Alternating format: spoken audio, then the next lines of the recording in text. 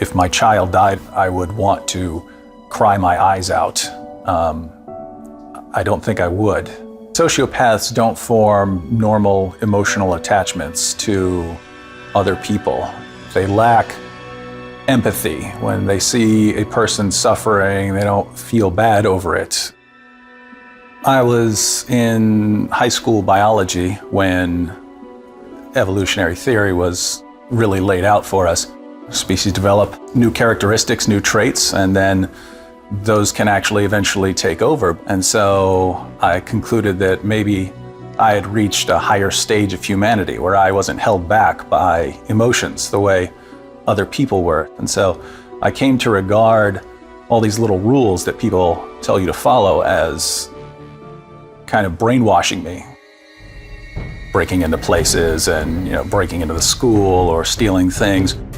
I felt like I was stripping away these layers of rules that people had been imposing on me my entire life, and it was an amazing feeling. And if I really wanted to sort of be free of everything I've been brainwashed into thinking about right and wrong, and I decided to kill my dad.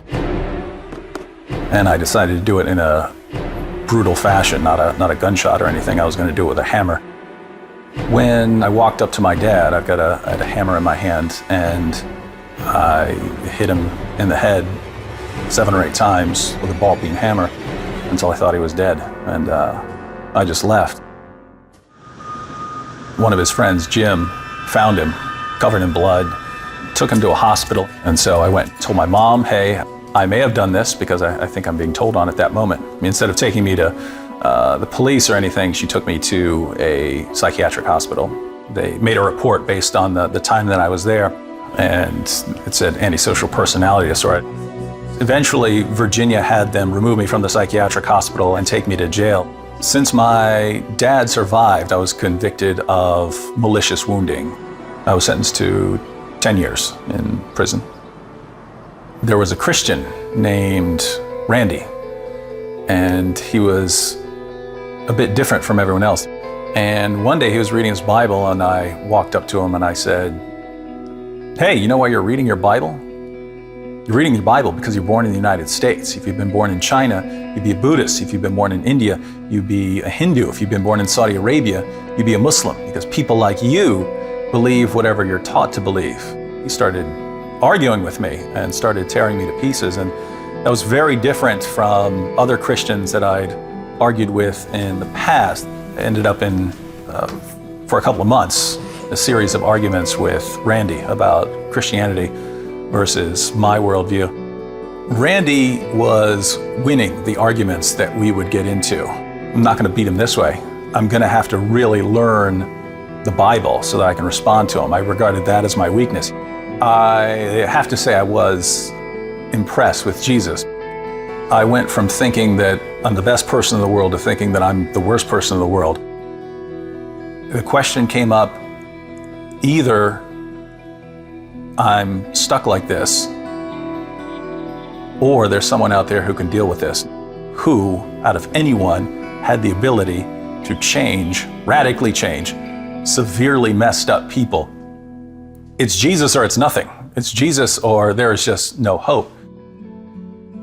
I bowed down and I prayed and I said, God, I don't know if I'm going to believe in you tomorrow, but I believe in you right now. If you can do anything with me, you're welcome to it. And I ran through the sort of sinner's prayer that I'd heard there in the jail. When I sat up, the whole world looked different. It looked like I was in a different place, like everything was a different color. And I didn't know if this was, just something weird going on, but it was, I didn't want to hurt anyone at that point. And just an amazing calm. I felt like I'd been physically nonstop brawling all my life, and that I finally could just sit down and rest.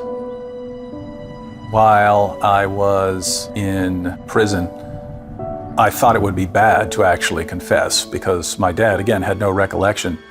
I'm a Christian now. I can't spend my entire life saying I haven't done something that I've done. I'm going to write a letter to my dad right now and lay everything out to him. He came to see me at the first chance, and he said, it's okay, and he forgives me. And he told me, he said, I really didn't think you did it.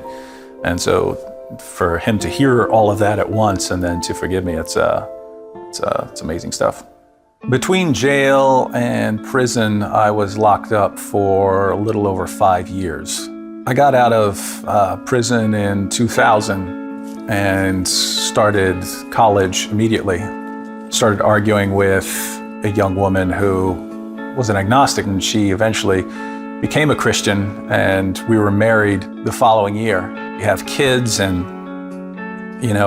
getting to watch them grow up, and given the things I've done, I should not be able to have this sort of normal life. It kind of blows me away.